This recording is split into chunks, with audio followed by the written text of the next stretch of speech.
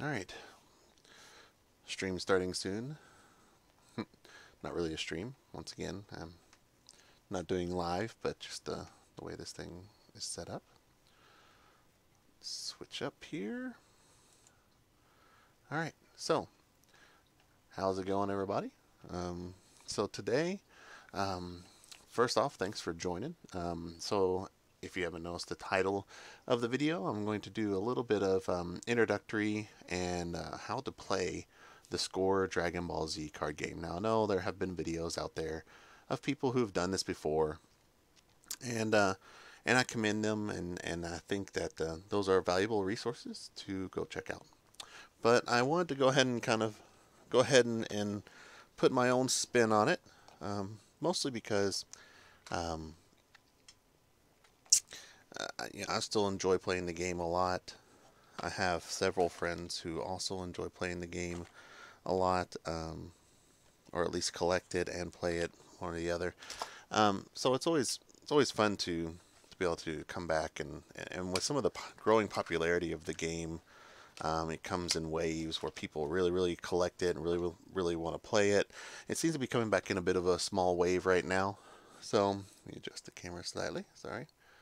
So I want to kind of to catch back up and reintroduce it. So this video is going to be hopefully not too long. I wanted to do an introductory video to the cards, because the main thing about the game is just knowing that the what the cards are, what they do, because it can be very overwhelming to see all the different cards there are out there, especially as you go through the whole series of the Score, and then if you start adding anything else like the GT sets and the Panini sets, you start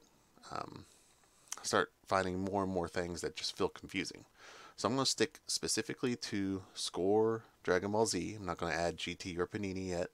I might do a separate video on them because they have slightly different rules, although they're based on the same core rule set. So the first thing that you're going to look at most times is you're going to look at a personality card. So this is a level 1 Krillin from the Cell Saga set. You can tell what set it is from here. So let's bring this a little closer. So if you look at Krillin, you'll see once the autofocus catches what I'm looking at. Come on, autofocus. Alright, well, let's just hold a little bit further down here. So you'll see that Krillin has multiple stages here. There it goes. You know, maybe. Come on. Wow. Okay. So you'll notice multiple stages on a character. 10 stages is the average. There are a couple cards that have more. Only really one comes to mind in the Z Saga, but when you look at others, they have separate numbers. Each one has a separate amount on it. We can get to that later. Each one has a power or a constant combat power to it. And then each one has a number sitting here on this side. That is your power up rating. You have a little bit of fun text. Rarity is what number the Dragon Ball is, and then the character's level is up in the top left corner. So, so as you can tell from here, that's level 1 Krillin. Here's a level 2 Krillin, and a level 3 Krillin. Now I know you guys can't quite read it because the focus is won't read that far down. I'm trying to see if I can get a quick focus on this. There. So if you look, you'll see the numbers change. And each character can change slightly, and there's multiple cards for for each character throughout the series that can be mixed and matched. You can take a level 1 Krillin from the Saiyan Saga set. You can take put a level 2 from the Cell Saga and level 3 from World Games or one of the other sagas to mix and match your character. The minimum you need to have main personality wise is 3. So 1, 2, 3. You have to have at least 3 levels. You can have more. You can go all the way up to 5 if there were cards for it. Most characters had a 1 through 4 at the for most of the primary characters, at least throughout the whole series. There was eventually a 4 printed for a large portion of the main cast. Other side characters, such as, characters that might not show up, but maybe during one saga, like say Dodoria here, he only has 3. Sometimes there were promo sets that introduced a 4th level or things like that, but not everybody had that. But the minimum you need to play is at least a level 1 through 3 character. The reason why you do this is because you're going to be leveling up. But since we're focusing primarily on the cards today, I just want to stick with what the cards do. Now, throughout the course of the play, you're going to have something called a scouter. Now, some people will use a card, preferably not a Dragonball Z card to prevent cheating, but a card to track where your character is on the scouter. And as you know, the bottom is 0. You can probably tell that easily on the screen.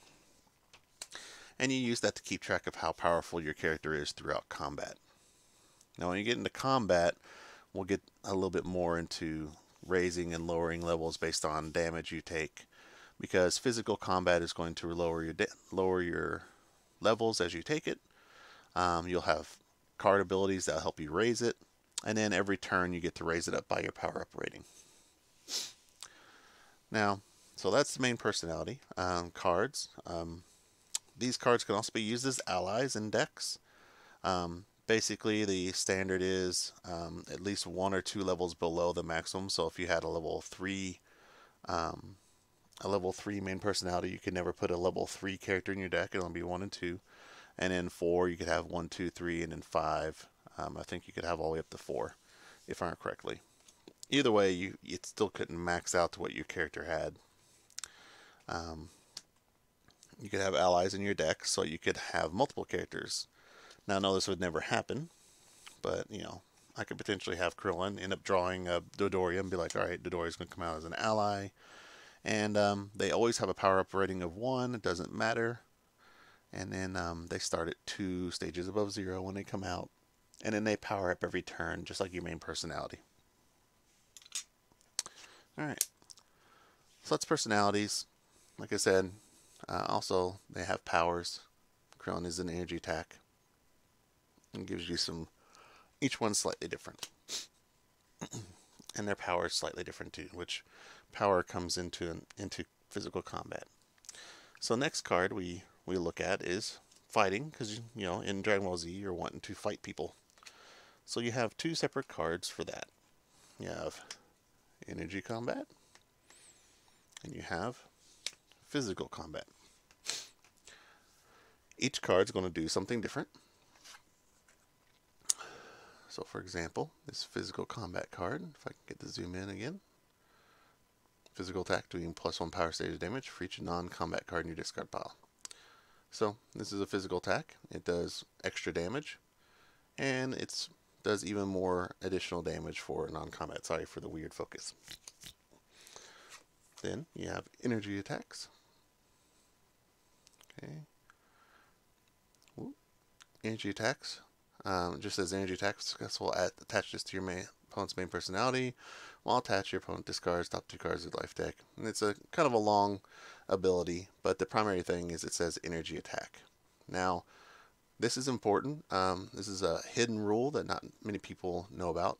So any energy attack, when performing it in combat, requires 2 power stages unless otherwise noted. So, if my Krillin is, we'll say, 4 power stages above 0, and I play this energy attack, it costs 2 power stages to perform. 1, 2. So, those are power stages. Went down, I was able to afford it, so therefore I'm able to use it. Now, if I was at 1 and I couldn't use it, I'm not allowed to play it. So we'll say I use the energy attack. Now, another hidden rule is that if an energy attack does not tell you specifically how many life cards it does, it always does 4. And then you add your modifiers. So if I were to play this and ignoring all the rest of the text, just says energy attack, costs me 2 power stages, does 4 life cards. Pretty simple. Now, as I said, just like with Krillin's ability, he has an energy attack costs 0 power stages to perform. Now, even if I'm at 0, I can still perform this energy attack because it costs 0 power stages to perform. So those are your two primary attack cards. Each one is a little different. You can look for your style, look for stuff that plays well with your characters, things like that. So then, those are your primary, beat 'em up cards. Then you have other cards that can come out during combat called combat cards. A lot of people call these instant cards or things of that nature. Each one's going to be able to be played during specific times. So, for example, this one, allies cannot attack, block, or use their powers for the remainder of combat. Damage may not be redirected to allies for remainder of combat. Now we can get into redirecting later, but for now, that basically means that you can play this to help keep you from having your allies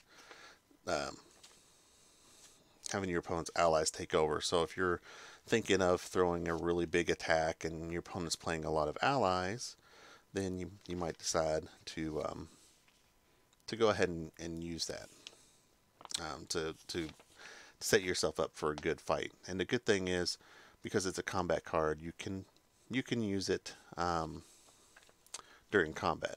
Now, cards you can't play during combat, there are two.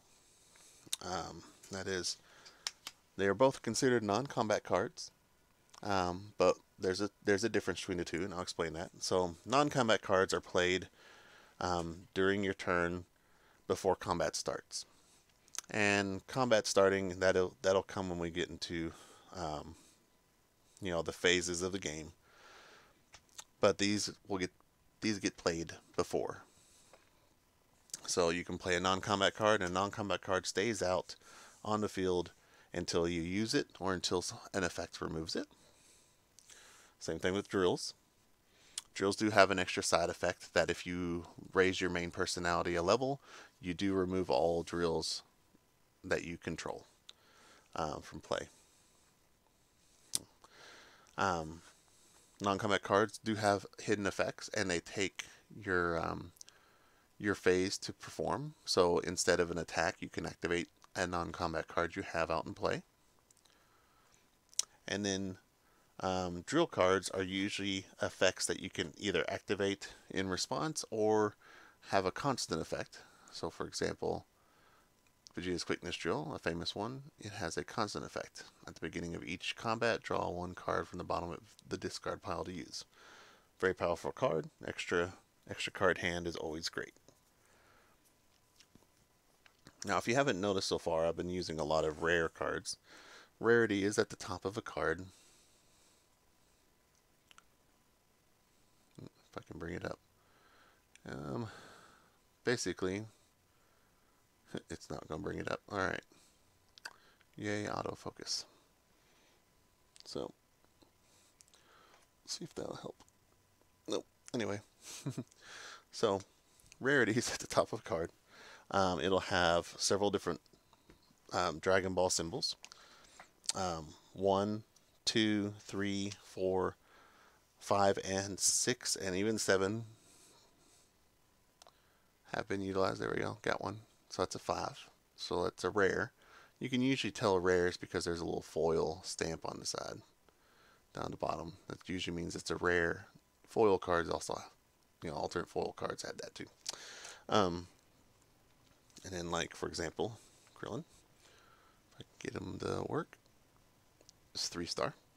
So the way it works is it's pretty simple. 1-star common, 2-star promo card, 3-star uncommon, 4-star is a starter deck personality card, 5-star is rare, 6-star is ultra rare, and 7-star, which was introduced much later, is called uber rares, which there were very few in the game, but they're supposed to be extra hard to get, or could only be found in specific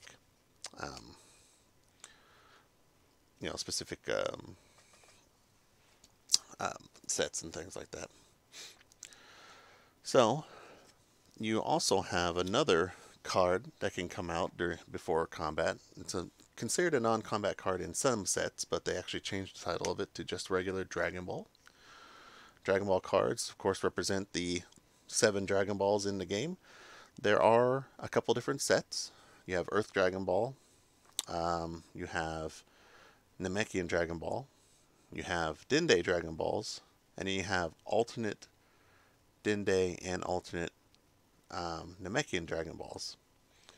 I believe there might be 1 or 2 alternate Earth Dragon Balls as well, but those were in separate sets. And they all have an effect that usually happened as soon as you played them. So, for example, this Dragon Ball, raise your main personality to its highest power stage. While you control this Dragon Ball, your allies may take control of combat when your main personality is at 4 stages above 0 or lower. Now, that's an interesting rule to get into, but basically, allies can't take over combat unless your main personality is at 0 or 1 stage above, unless otherwise specified. This Dragon Ball would allow you to bring your allies and use allies more often. So a great Dragon Ball for an ally deck. This is a win condition card. It can be captured, so if your opponent plays a card or uses an ability that allows him to capture a Dragon Ball, he'll actually take control of it. And you can only use a Dragon Ball once per game, its ability. So your opponent will get to use the ability as soon as he captures it, and then obviously he won't get to use it again, and you won't get to use it again even if you captured it, if you've already used the ability. But it is a win condition. If you collect all 7 Dragon Balls of your particular set, you win the game. It's called Dragon Ball Victory. So always a good idea if you want to have all 7 Dragon Balls of a particular set in your deck. Dragon Balls also have a special rule. They can't be removed from game unless a card states so. And if they are discarded from your life deck from taking damage, they actually go to the bottom of the deck instead of the discard pile, and then a new card is discarded in its place. Now we'll come up more to that in damage. There are a few more other cards that I can display here. These came out in later sets. The first one to appear in later sets was Mastery cards. Now these cards are special cards that display how your character has mastered a particular colored style. So for example, this one is red style. And each one will have an effect that you can read that can really help you out. So, for example, when you perform a red style attack, you may discard the top card of your life deck to make it a focused attack. After you stop attack with a red style that does not remove itself from the game, place it on the bottom of your life deck. So, powerful abilities. You could not master more than one. Your deck, basically, after the Trunk Saga when these first came out, almost every deck became a styled themed deck. You played red, blue, there's, at least color-wise, there's red, blue, orange, black, Saiyan, Namekian. And then later on, in World Games, they released a new style called Freestyle, which basically means that you would play cards that didn't have a color. So, I'll show you that. Go back to these 2 combat cards. You'll see that one has a color and one doesn't. One's a blue card, says blue electrical gunk, and the other one just says surprise hit. That's considered a freestyle card. Now when building a deck, if you were to build a blue deck, you could only include blue cards and freestyle cards.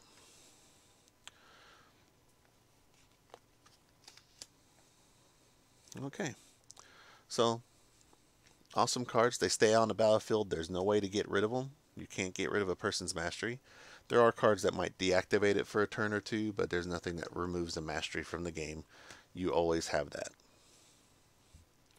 Okay. Another card that was introduced in the later sets, Sensei cards. Now when Dragon Ball Z first came out, it was build your deck, play in a tournament, that is the only deck you get. Well, later on, they introduced Sensei cards. These cards have a number next to them that displays how many cards you can have in your side deck under your Sensei. So this one in particular is actually a high one, 21. So you can have 21 cards in a side deck that you can bring into play before a game starts. Basically, you would discard however many cards you wanted to bring into play from your Sensei deck over.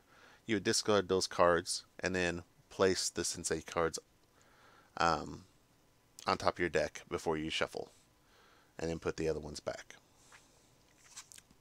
And then you would, at the end of the game, you would have to reset and put those used cards back in before you utilize your Sensei again. The two final cards I'm going to get into in this little video are Battlegrounds and Locations. They're pretty much the exact same thing. It's just they have different names. They represent a permanent place that you might be at. There can only be one in play at a time. So you would play a battleground and it would affect both players, the power. So, in essence, this battleground, allies may not take control of combat. A very powerful card, a very themed card, World Tournament. So, you play this card. It's always a great card to have when you're facing opponents who tend to like to play allies and you don't play a heavy ally deck. You can use that to prevent them from taking control. Here's a location. Like I said, Battlegrounds and Locations are pretty much the same thing. In place of an attack, you may place an ally from your hand into play at 3 power stages above 0. So, allies, which I didn't get a chance to get into a ton. Let me finish up with allies as well. We'll finish up with that. So, if a battleground or location came into play, it usually overrid the other one. Some card effects could remove them, but if you wanted to play a battleground or a location, it pretty much went in over top of the other one. And that those weren't used a ton. There were a couple battlegrounds that were really popular, but a lot of people didn't like them because they affected both players, and they usually didn't give something good, or if they did do something good, you didn't want your opponent to benefit from it. So a lot of times you didn't play something unless it was very, very theme specific. So that was the main reason why you don't see a whole lot of battlegrounds played in the early game. They were introduced later on as well. And the really good ones were introduced a little later in the game. So, and battlegrounds as well as locations are considered non-combat cards. Just like the ones before, they have to be played before combat starts. Okay.